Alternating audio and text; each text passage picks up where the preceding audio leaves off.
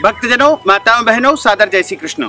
हमारे YouTube channel में आप सभी का बहुत बहुत स्वागत है। मैं हूं आपके साथ आचार्य धर्मेंद्र शास्त्री। आज हम आपको बताएंगे कि पितृदोष का उपाय यदि आप ग्रहण काल में करना चाहते हैं तो एक सर्वोत्तम और छोटा सा उपाय हम आपको बताने जा रहे हैं। इस बार 21 जून 2020 आषाढ़ माह के कृष्ण पक्ष की अमावस्या को सूर्य ग्रहण होने जा रहा है और यह सूर्य ग्रहण बड़ा ही अद्भुत ग्रहण है, क्योंकि इस ग्रहण के ठीक 15 दिन पहले एक चंद्र ग्रहण हुआ और इसके ठीक 15 दिन बाद भी एक चंद्र ग्रहण होगा। यानी यह मध्य का जो है सूर्य ग्रहण है। इसके साथ ही रविवार के दिन सूर्य ग्रहण का होना अपने आप में एक दुर्लभ संयोग है। और जब ग्रहण होगा उस समय 6 ग्रह वक्री अवस्था में रहेंगे, तो इस ग्रहण का जो सूतक है वो ठीक 12 घंटे पहले प्रारंभ हो जाएगा। यानी 20 जून शनिवार की रात्रि 10 बजे से ग्रहण का सूतक प्रारंभ हो जाएगा और सूतक में सभी को अन्न का परित्याग करना चाहिए। सूतक के दौरान किसी को भी भोजन नहीं करना चाहिए। सूतक लगने के पहले पहले सभी को भोजन ग्रहण कर लेना चाहिए तथा सूतक जैसे ही लगे वैसे ही अपने घर के मंदिर के पट बंद कर देना चाहिए और देव स्थान को पूर्णतः ढक देना चाहिए। और जब सूतक लग जाता है उसके बाद किसी को भी अन्न का सेवन नहीं करना चाहिए और ग्रहण तक अन्न का सेवन नहीं करना चाहिए। यानी ग्रहण की समाप्ति तक अन्न का सेवन नहीं करना चाहिए। सूतक काल में भगवान का स्पर्श करना वर्जित माना गया है। इसके साथ सूतक काल में सूर्य भगवान को अर्घ्य दिया जा सकता है, यानी जल चढ़ाया जा सकता है और चढ़ाना भी चाहिए, क्योंकि सूतक काल में भगवान सूर्य नारायण कष्टमय स्थिति में रहेंगे। ऐसी स्थिति में यदि हम सूर्य भगवान को जल चढ़ाएंगे तो वो अत्यधिक प्रसन्न होंगे। इसलिए सूतक काल में भगवान सूर्य को जल अवश्य चढ़ाना चाहिए। और जैसे ही ग्रहण प्रारंभ हो उसके ठीक 4 घंटे पहले गर्भवती माताओं को, रोगियों को, वृद्धों को, बालकों को या फिर अन्य जो भी बीमारी से पीड़ित है उन लोगों को भोजन आदि वस्तु ले लेना चाहिए। अन्य सामान्य व्यक्ति जो स्वस्थ व्यक्ति है वह ग्रहण काल में तथा सूतक काल में भोजन न करे। इस दौरान केवल फल और फलाहारी वस्तु ले सकते हैं, फलों का जूस ले सकते हैं। इसके अलावा जल पान कर सकते हैं और अन्य मिठाई आदि ग्रहण कर सकते हैं। यानी दूध से बनी वस्तुएं इस दौरान आवश्यक स्थिति में ग्रहण की जा सकती है। लेकिन ग्रहण जैसे ही प्रारंभ हो उस समय सभी वस्तुओं का त्याग उनको कर देना चाहिए। और ग्रहण जैसे प्रारंभ होगा सबसे पहले आपको स्नान करना चाहिए और स्नान करने के बाद पितरों की शांति के लिए, पितरों के मोक्ष के लिए, पितरों की सद्गति के लिए तथा पितरों की प्रसन्नता के लिए एक छोटा सा उपाय ग्रहण के दौरान अनिवार्य रूप से करना चाहिए। क्योंकि मनुष्य के जीवन में अधिकतम जो समस्याएं उत्पन्न होती है वह पितृदोष के कारण ही होती है। ग्रह क्लेश होता है, आर्थिक परेशानियां पैदा होती है, घर में तनाव रहता है, बीमारियां परिवार को घेर लेती है। इसके अलावा भी और अन्य कई प्रकार की परेशानियां जो परिवार में उत्पन्न होती है वो अधिकतम पितृदोषों के कारण ही निर्मित होती है। इसलिए प्रत्येक मनुष्य को अपने पितरों को तृप्त करना चाहिए और पितृदोष की शांति के लिए निरंतर उपाय करते रहना चाहिए। क्योंकि जो हमारे पूर्वज होते हैं या जो पितृ होते हैं उनकी अधोगति होती है, यानी अल्पायु में उनकी मृत्यु हो जाती है या फिर अघात मृत्यु उनकी हो जाती है या किसी कारण से उनका मोक्ष नहीं हो पाता है।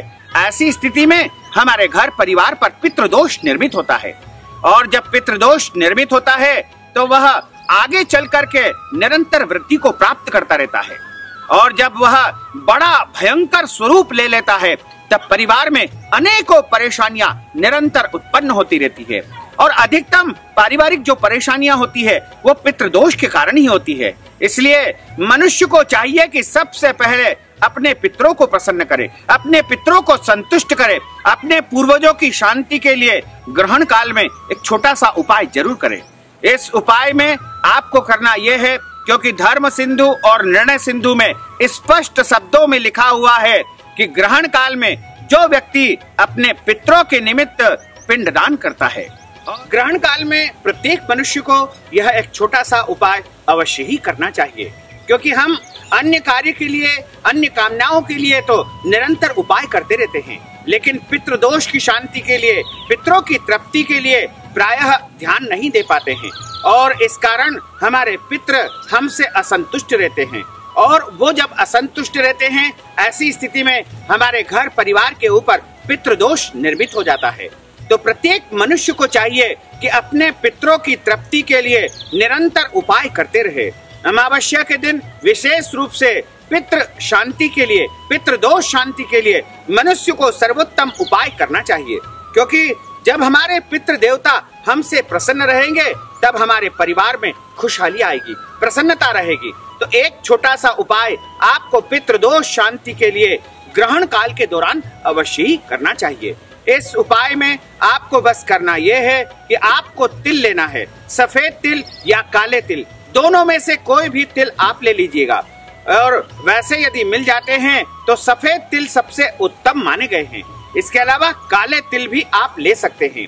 तो काले तिल या सफेद तिल दोनों में से कोई भी एक तिल आप ले लीजिएगा। लगभग 50 ग्राम तिल आपको लेना है और 50 ग्राम गुड़ लेना है। दोनों को अच्छी प्रकार से, यानी तिल और गुड़ को अच्छी प्रकार से मिक्स कर लेना चाहिए और मिलाने के पश्चात उनका एक गोला तैयार हो जाएगा और वह गोला पिंडनुमा होगा, यानी छोटा सा गोला गोल रूप में आपको तैयार कर लेना है।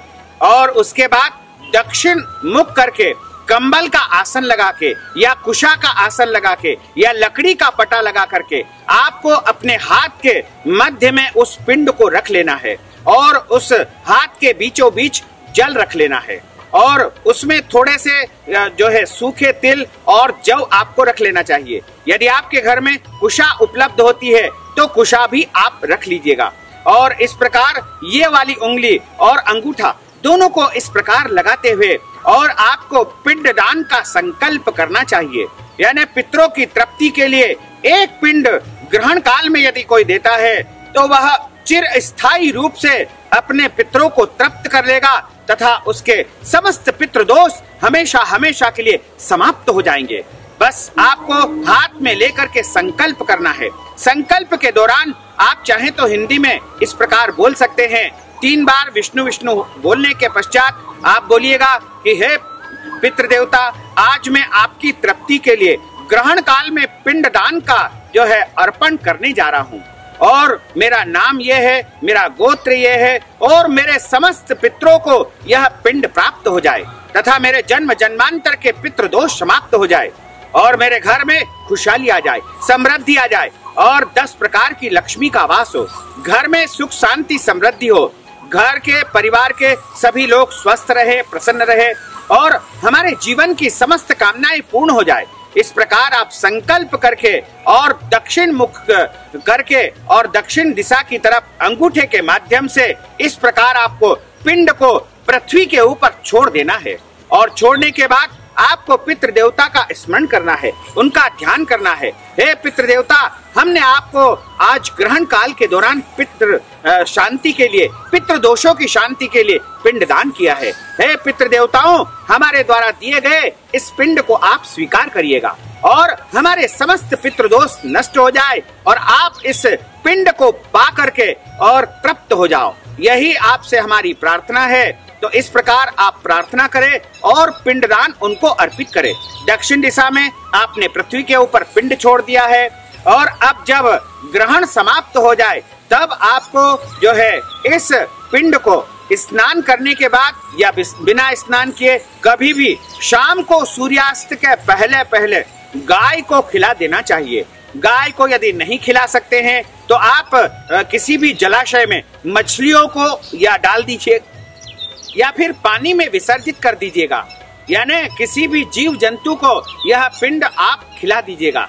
यदि इस पिंडदान का यह उपाय आप इस विधि से कर लेंगे तो निश्चय ही आपके पितृ देवताओं का आशीर्वाद आपको प्राप्त होगा तथा ग्रहण काल में जो पिंडदान किया जाता है उसका सर्वोत्तम महत्व माना गया है। यदि आप के घर में तिल या जौ उपलब्ध नहीं है तो आप चावल का पिंड भी उनको दे सकते हैं, लेकिन तिल और गुड़ का जो पिंडदान किया जाएगा उसका सर्वोत्तम फल प्राप्त होगा। इसके अलावा यदि आपके घर में उड़द का आटा है तो उसका भी पिंडदान आप कर सकते हैं। यदि आपके घर में जौ का आटा है तो उसका भी आप पिंडदान कर सकते हैं। विधि सभी के लिए यही रहेगी। इसी विधि से सभी को पिंडदान करना चाहिए और प्रत्येक मनुष्य को अपने पितरों की शांति के लिए, पितरों की तृप्ति के लिए ग्रहण काल में पिंडदान अवश्य ही करना चाहिए। तथा ग्रहण काल में अन्य मंत्रों का जाप किया जा सकता है। ओम नमो भगवते वासुदेवाय, या फिर ओम नमो नारायण, या फिर अन्य जो भी मंत्र आप चाहें अपने इष्ट मंत्रों का आप जाप कर सकते हैं। और मंत्रों का जाप जब संपूर्ण हो जाए तब आपको आसन के नीचे जल छोड़ करके नेत्र से लगाना और उसके पश्चात भगवान से क्षमा प्रार्थना करनी चाहिए। तथा ग्रहण जब समाप्त हो जाए तब स्नान प्रत्येक प्राणी को करना चाहिए और स्नान करने के बाद देव पूजन करना है। देव पूजन करने के बाद अन्न दान करना है, वस्त्र दान करना है, पात्र दान करना चाहिए। तथा ग्रहण के समय में गर्भवती महिलाएं जो होती है और उनको विशेष सावधानी रखने की आवश्यकता होगी। गर्भवती माताओं को खुले मैदान में नहीं निकलना है, कहीं पर भी यात्रा नहीं करना है तथा उनको धारदार वस्तुओं का उपयोग नहीं करना है।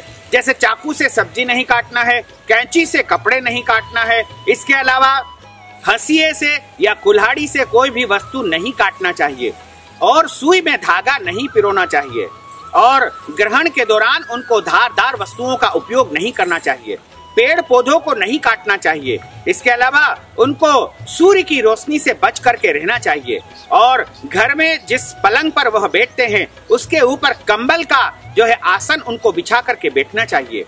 तो ही उनका जो है गर्भ सुरक्षित रहेगा, उनका बच्चा सुरक्षित रहेगा और उनको सभी प्रकार से जो है सुरक्षा प्राप्त हो सकेगी।